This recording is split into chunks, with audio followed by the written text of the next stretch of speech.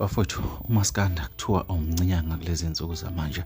Lokhu sikusho kamuva emlandweni omkhulu osophinde waqopheka ke lapha ke ingoma kaMthandeni ke featuring ke uMahu ihlala ke ku number 1 ke ku Spotify ke izinsuku engithi ke mazibe ntathu lokhu ihleli nje ilida lapha ke ku Spotify, okuyinto ke engajwayelekile ke la indimeni kaMaskandi. Siyazi bafowethu mesikhuluma ke ngo Spotify sikhuluma ke la khona ke ingoma isuke ziningi ngalendlela yisimanga. Zezawo wonke umuntu okhiphilwe iciko osuka afakile ingoma zakhe lapha. Kodwa kaMthandeni ikhetha ukuhlala phambili kunazo zonke.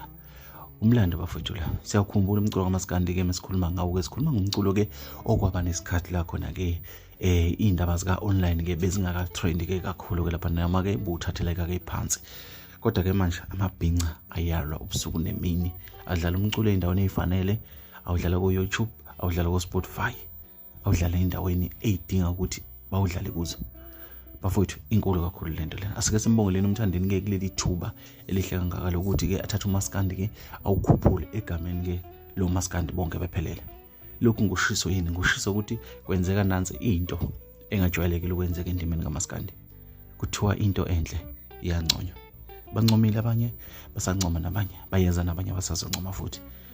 Kumlando futhi kwakhona ukuthi kube khona ingoma kaMaskandi ecishe ivunywe u80% wabaculi bakaMaskandi abalokhu bayivumile.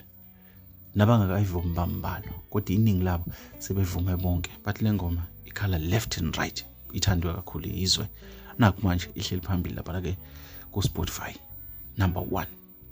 Bafowethu ileze ngeniphathele zona. Sohlangana kwezinye engizonitholela zona.